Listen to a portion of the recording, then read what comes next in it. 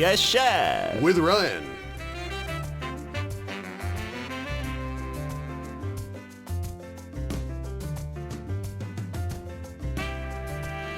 This is the segment of the week, I've got to say my favourite segment by far, where we get to bring food into the studio and our wonderful international culinary expert, chef, teacher, foodie extraordinaire, Ryan. Good morning. Wow, nice introduction, buddy. Thanks, I've been told I should introduce all our guests better. Yeah, so I'm trying my best, but it's not fake at all. I do firmly believe in that instruction. Well, there's a little bit of a white lie in there. I know Really? you don't always love this segment. This is true. I do always get excited before it, though, because I'm quite the optimist, forever the optimist. So I always assume you're going to bring me something I like. There have been times, yes, when you brought me in the sora, the sea snail thing. Everybody loves sea snails. Not- Everybody loves sea cucumber. No, they do not. Live Ryan. abalone. Of course not. I've seen our listeners on the message board sometimes agreeing with me, so I've got them on my side at least.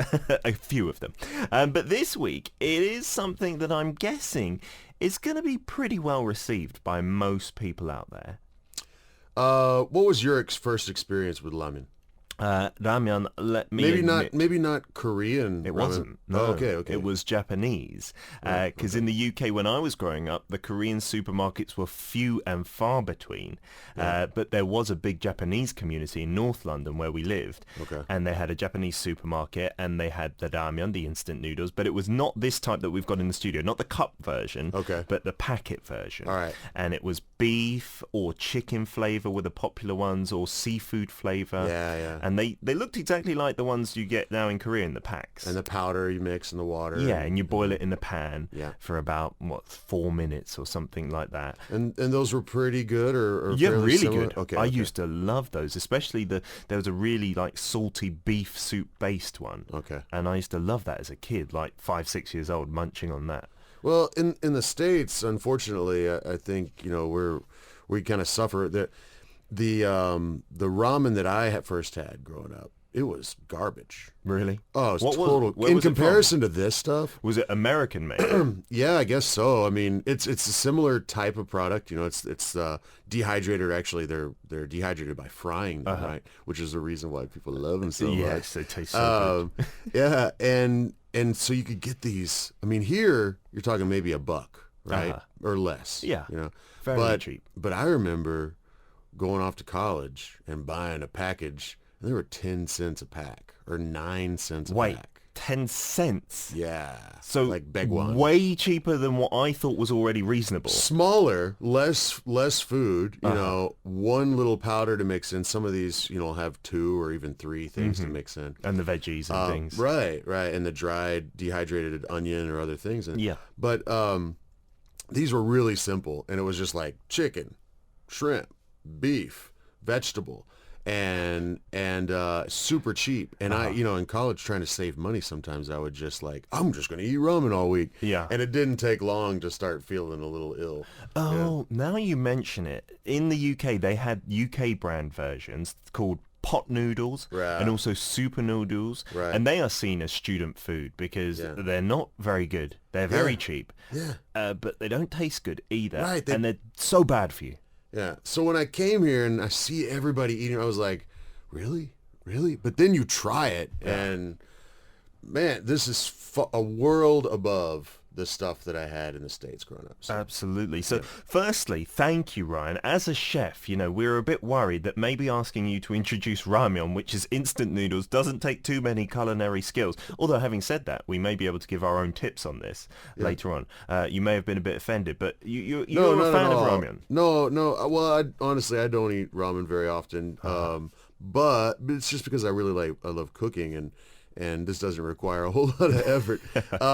But no point. The main thing here is people eat ramen so much in Korea. This is a really important part of the Korean diet. I mean, I guess some statistics say more than once a week on average. Wow. Yeah, for the number that are sold every year, Sure. that's what it equates to, is more than once a week. Yeah, and do you know, it's apparently the number one food item that foreign tourists love taking back home from Korea. It's perfect. Yeah. Perfect to pack in your suitcase. It's not going to get squashed, especially like the cut versions, you know. They're sturdy. And then you can hand these out to your friends. I've got friends in Taiwan that asked me to mail Korean ramen to Seriously? them. Just particular brands, particular names. Yeah, because these days, some of the brands, they even sell them in UK supermarkets, Right. but only the real mainstream versions. Getting ready for today, I was looking at different blogs and stuff online, and there's a whole range of people in different countries doing full research on ones that are made in Korea, ones that are made in America, in Japan, in China. And because every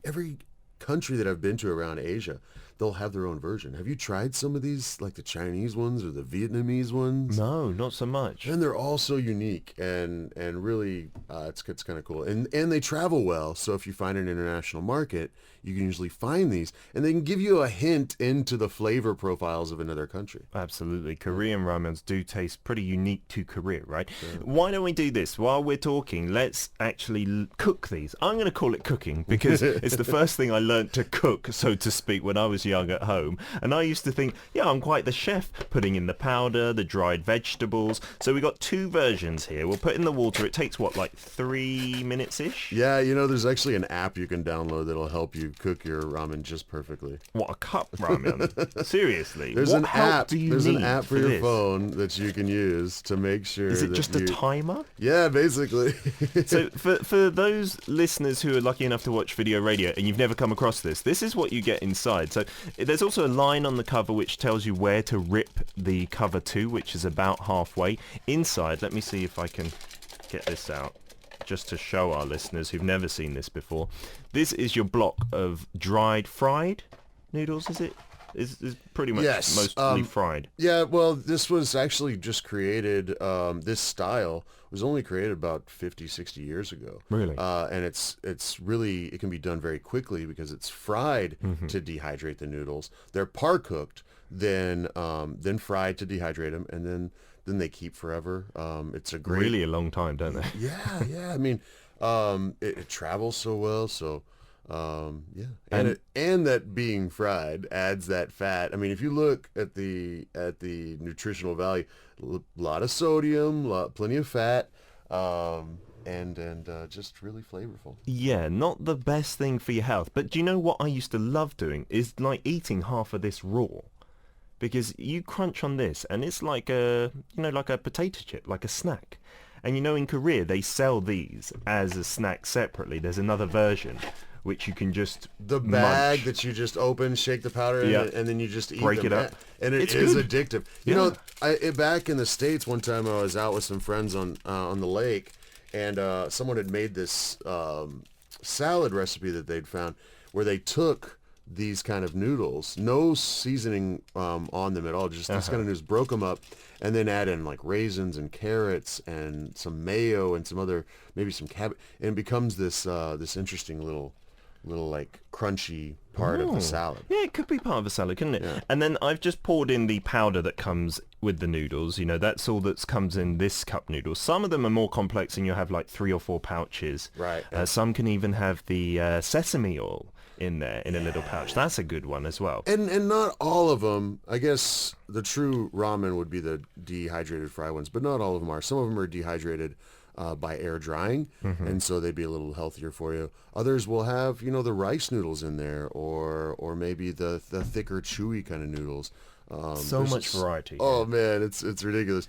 In every single convenience store in Korea, you have this whole shelf dedicated 24 hours a day, 7 days a week to various types of these. Yeah. Like, how many do you think are in each mart? Like at least, I'd say 15, at least. Oh, at least, yeah. And the brilliant thing is at the mart, they'll have the hot water dispenser that you can use for free once you've bought the ramen. And they have the counter where you can eat the ramen. They have the disposable chopsticks as well, so it's on-the-go food. That's when I'll grab one, because there's a smaller version than this one. Yeah. And you can, have a quick snack for about 80 cents or something. Yeah. And it's really, it kind of wakes you up, It's got a lot of flavor in that broth with the powder mixed in, and a little spicy. I like the spicy. Sure. So what check happens our timer here. with the? Have you got the app? Please tell me. No, you I don't have the the app. app, but I got a little stopwatch. I'm just gonna... Because these are the quite big portions, which can maybe tide you over for lunch. I still get hungry because in Korea they have that saying that noodles don't fill you up properly. You need rice. Right. Yeah.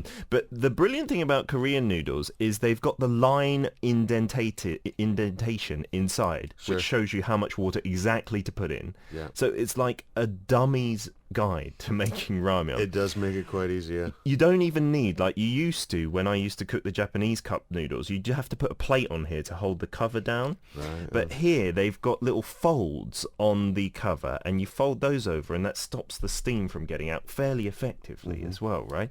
It's amazing. So we've got two versions here, right, which is quite cool. We've got the spicy one, which is this red one. If you're watching the video radio, it's the red one. And that's a typical one. Not the super spicy one, let's say. Let's say it's the most common spicy The standard spice, right? It is. And, many brands will have their own versions of this level of spice. So that's probably the most common flavor you'll see eaten in Korea. Then you've also brought in quite a cool one, which is not as common. I don't think I've ever had that version, actually. We've talked about solongtang, Yeah. right, many times. The This beef is kind of like the solongtang of ramen. So it's that beefy kind of creamy soup base. Brisket beef is usually in there, and so that'll be that kind of broth, that milky kind of broth. So that's perfect for anyone who can't handle any spice. Peter's got the spicy one in front of him. But like you said, that's the normal level of spice. I'm good with that. They even sell this version in the UK, which I was amazed by when I went back like 6 years ago. I forgot. I lost last week. You did lose, but I was gentlemanly enough, being British, to help you out, okay? I will help you out today. I promise, Ryan. So what, have we got something else to come in part 2? Yes, we do. Okie dokie. Yeah, this is only the beginning. I thought this was a bit tame. When I saw these brands here, I saw the beef soup version, the solongtang. That's totally okay for anyone. It was really hard to pick just 4. There's so many popular ones out there. How do you cover it all?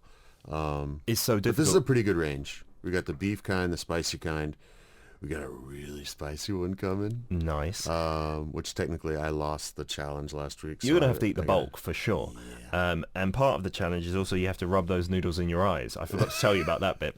No, I'm kidding. Do not do that at home. But these beef soup bases, they're perfect for kids here because, you start eating ramen at quite a young age in Korea. And children love eating ramen as well. My kids are hooked to it. Like, they'll ask for it all the time. Is the timer ready? So that's about 3 minutes in there, right? Yeah, we're at 3 minutes right now. You can't overcook this stuff, man. It gets too mushy. I hate overcooked ramen. And that's another thing we didn't know back in the West. I had no idea. So we didn't know the right way to do it, and you think there's nothing to it. You follow instructions, but it's easy to it smells delicious. It's spicy. This is perfect, right? So we'll show our listeners at home. I don't want to pour out the soup, but anyway, this is what it looks. I'll actually pull it out. When it's cooked, it falls apart by itself. I'm sure pretty much everyone has tried instant noodles, right, at home. So this is what it looks like. Did you have any breakfast this morning? I did. I always have breakfast. I'm sorry. Let's have a comparison. They pretty much look the same, right? It really has that like milky look to it, like the solongtang. Let me have a little sniff here, right? Yeah. It smells a little bit peppery as well. A bit milky, so that's perfect for anyone who can't handle something spicy. And in Korea, have you seen the thing where they'll use this lid? Do you know how to do it? No, my wife does it, so I always get her to do it. Do you know how to do it? I haven't done it in a long time. Shame on both of us. So you fold it into like a little bowl shape, a triangle bowl. I think you fold the top into a quarter circle. I think this is pretty much. And then you just open up one side. And then if you're watching the video radio, you have a ready-made kind of bowl there to eat your noodles over. So you don't spill the spicy red stuff on your shirt. And one thing I've seen about many, at least Korean guys that I eat with noodles, they will put a lot in their mouth and make a lot of noise. And that's not considered as rude, Well, at least not with them and me, because we're quite close. I think my whole family is together right now watching, and nice. And I remember the first time, celebrating my Aunt Lori's birthday. Happy birthday! Oh, happy birthday! Yeah, and the first Christmas that I went back after the first year in Korea, I was slurping some kind of soup, Yeah. and they were looking at me like, Excuse me. Oh, sorry, I've been in Korea. It's okay over there. Yeah, to slurp. So we may be noisy, but this is just part of the Korean culture, okay, of slurping. You're so quiet there, Ryan. You're going to make me look like a thug now, okay? Because this is how I usually eat them.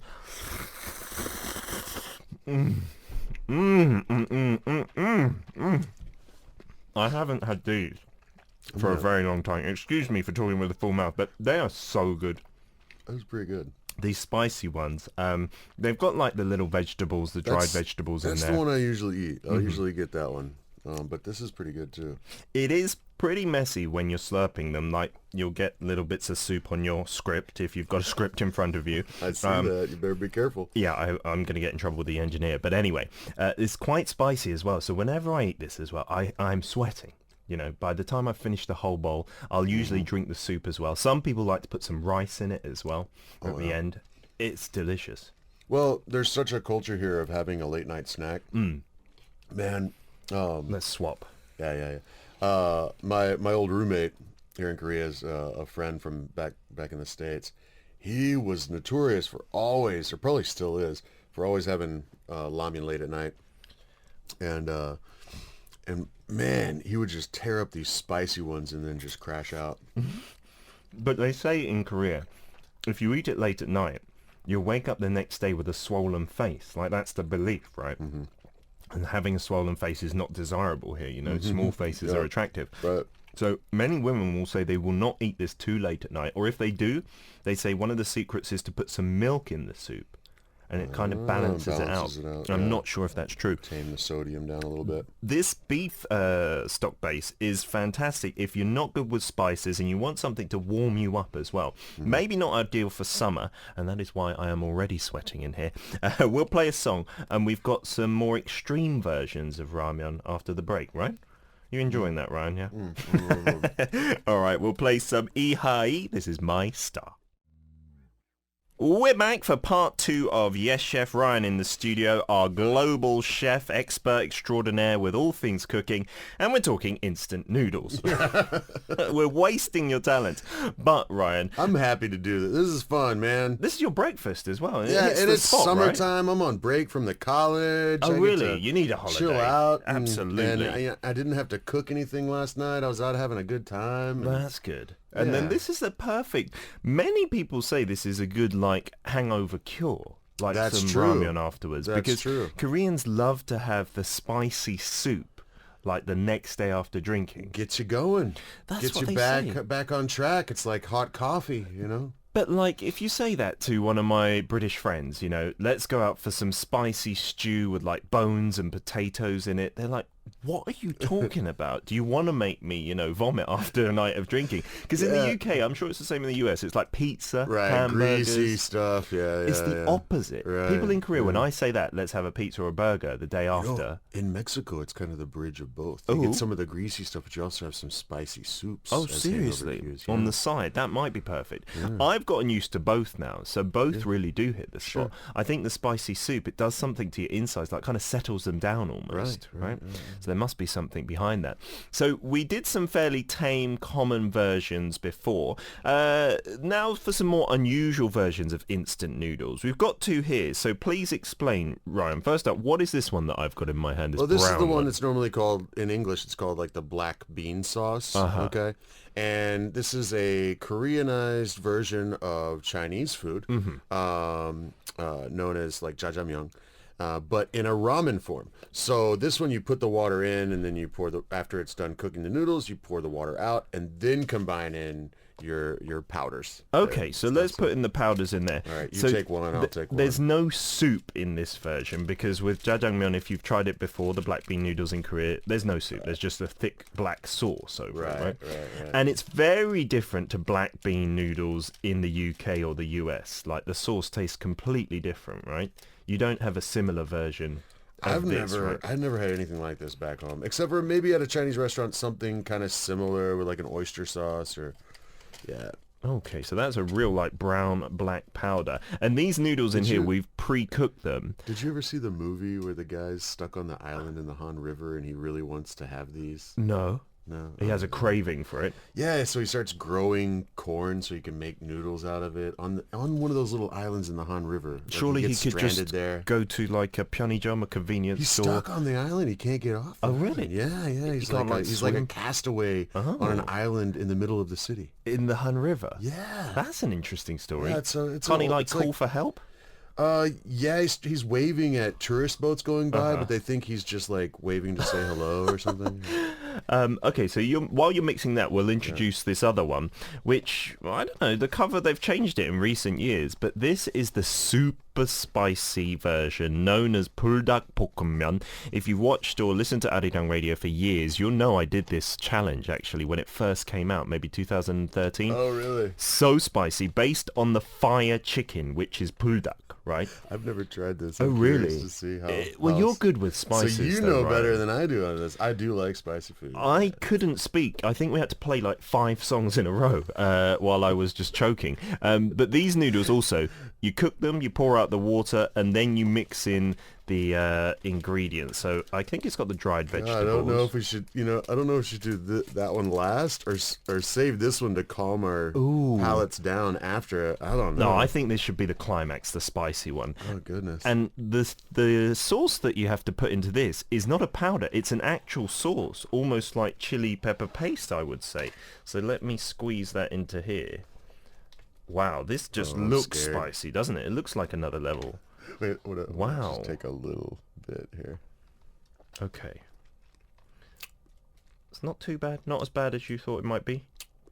It'll build. Yeah. It's definitely the capsicum oil. Really? That's what really the common heavy heat here is a pure like capsicum oil, like an extract from the chilies grown here, the spiciest chilies grown here. That's what they'll use when they want to ratchet up the heat. Oh, and you can see it floating on the top of the soups because it's an oil. Uh-huh. And Ooh, wow. It'll get you. The visual of that looks pretty good, doesn't it? So we mix this together as well, much the same that you're mixing that. And this is like, an instant version of your favorite treats, like that jajang one, the black bean one. Obviously, if you want to cook that properly, it's a much longer process. Oh, the noodles are even different in there. They look like almost flat noodles, right? Yeah. Rather than the thin, skinny ones that you get in normal instant ramen. Okay, the smell of this spice is really starting to hit my nostrils. Ooh, it looks a little bit formidable. But we'll start off with the black bean version, Ryan. Do you want to give it a try? Yeah, I'm excited. That's another favourite of young kids as well. You know, when I watched England in the U20 World Cup final a few weeks ago, all they sold in the stadium as food was ramyuns, and that was one of them, and my kids demolished it at half-time. Good? I'm going to use the other end of my chopsticks because... Oh, we've got some more, actually. Really nice and chewy. Uh-huh. Are there peas in there even? Are there vegetables? No. No. Well, yeah, there's some... Maybe some remnants, right? So this is the black bean noodle version of the instant ramen. Let me try. I guess that's maybe my least favorite of the ones we've had today so far. Yeah, because there's no soup. I think with ramen, I think it needs a little bit of water in here or something. It's maybe the noodles. Our timing may not have been perfect for the They've noodles. absorbed maybe a little too much. Right. They're super chewy, but still, it doesn't taste exactly like a plate of black bean noodles would at a Chinese restaurant. It's a completely different flavor. A little closer, yeah. But it's still got something attractive about it. You can tell that it's an instant product, right? Yep. We got a few messages. I'm going to try and put off eating this super spicy noodle for as long as possible. So let's read some of these messages. One from Unju Lee here in Korea. Oh my God, I should go to the convenience store to buy that ramyeon now. Ramyeon will be today's lunch because of you guys. Yeah, it is nice once in a while. And like you said, Koreans eat it often, like maybe once a week on average, you said, or maybe more. I think probably the younger you are, maybe you're eating 2 or 3 a week, and the older you are, you might be having just one every couple of weeks or something like that. I think that happens, right? Because kids love to have it, especially kids at school who are going to the after-school institutes. They don't have time, so they'll run into the convenience store. I'll often see them after school's out, all eating noodles, like that. Yeah, and not just this way, but you can go into little restaurants and order ramen and it'll still be this kind of the dehydrated fried one, but then they'll add kimchi, egg, maybe tuna, maybe spam some kind of ham goes in there. All kinds of different stuff. And it's on the menu list, kind of like the Korean versions of fast food places, which are still way better than actual for you fast than food, right. Because they usually sell like kimbap, the seaweed rolls and stuff like that. Those places. And usually what Korean people will do is they'll have that noodle with the soup, which is cooked a little differently. It's not in the cups, it's in the packets, and you have it in the pan, and you boil the water in there. They'll have it with a kimbap maybe. And some of my friends, they like to dip the kimbap in the spicy soup of the ramen. And sometimes they'll add cheese. That's so delicious. I do prefer the packet versions. There's the lapolki, which is kind of goofy, but I get it. The different play on textures and the spiciness. It's the combination of ramen and tteokbokki. Yeah, so the tteokbokki, the rice cake in spicy sauce, and then they'll just put in the cooked noodles in there. It's brilliant. I love it. And my tip for eating noodles is with seaweed. Put it into a seaweed. With the laver, you mean the kim? Yeah. Or with, yeah. Ah, yeah. So with the dried salted laver, you just, instead of putting rice in the middle, you put in ramen. Tastes so good. Adds a little more salt, maybe a little too much, but that's my taste. I think Peter's stalling because he really doesn't want to eat this. We got lots of messages to... All right, let's eat it while it's still warm as well, Ryan. So you go first, seeing as you lost last week, and you take a big bite of this. I thought it was going to be a broth. This is all just thick oil here. Oh, goodness. It's very dark, deep red as well. I'm gonna just don't try and get a bit that has no sauce on it. This has the most that has. On it. I will vouch for you there. But Ryan, you're good with spices. You eat the ghost peppers and whatnot, so I don't think it's going to be too bad. Well, I grow the ghost peppers. I don't eat them fresh. You don't just better. chew on them. Okie dokie. So Ryan's going for that first. The smell is quite nice. How's that feel? Is it an instant hit of spice? Well, right off the bat, it tastes great. It does smell really delicious. Does it almost good. smells like an Indian curry in some ways. Yeah. Really? Yeah. And it's not... You don't look in pain at all. No. I'm disappointed. No, but it's going to build. I can tell. It's coming. I hope so. I hope it really builds, Ryan. Well, if I took another bite right now, I'd probably have the hiccups. Seriously? Yeah. Oh, it's that kind of level of spice, even for you, who's good with spices. So I'm not going to have too much. I'll just have a little bit. Because I can't clearly remember how bad it was from all those years ago. Yeah, I don't want to get the hiccups here right now. It'd be embarrassing. You're right. The first taste is really delicious. It really is. It is a massive kick of spice, though. My tongue is now on fire. And the sides of my mouth. And I'm going to cough a little bit. It's really, really like, wow. I love It's a lot of spice in your mouth. I'm sorry. I love watching this. Seriously. There's beads of sweat forming all over Peter's face. All over my nose, especially. How do you eat that and say that's not really, really super spicy straight away? Is it okay now? It's not that hot. I mean, Really? it's hot, but It's burning a little bit down here. I could show you some things that are way hotter. I'd rather you didn't, Ryan. It's burning a little bit in my gullet right now, and I can feel it going down. Like, seriously, you're really good with spice, I think, Ryan. It's not a competition, man. It's just maybe I just eat more spicy foods than you do or something. Wow. Okay, let's try and read some messages. Maybe you can help me out here, Ryan. Sure. You can take one from Ingyin.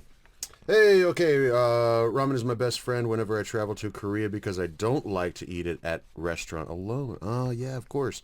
I can't really eat spicy food, so I stay away from the scary red varieties. Yeah, can't blame you. Peter's in the same boat over here. Don't eat that puldak pokemon. I'm starting to get a little sweat too, but you're...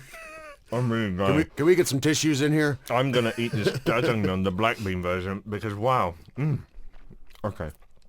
Is that the rest of Ingy's message? Is that all? Yeah, she says, I'm eating fried noodles now, but seeing how you enjoy the ramen makes me crave for some too. So, yeah, these different varieties you can get all over Asia.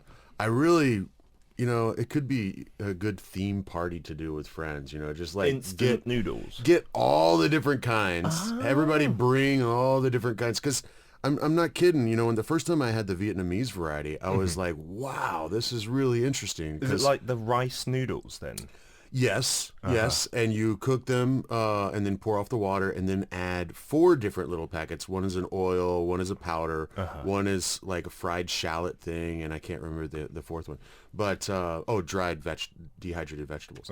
And that's so interesting. It gives you a window into the world of the flavor profiles that you see there. So Yeah, the Japanese cup noodles also taste much different to Korean. I think very savory. There are some very sweet ones as well.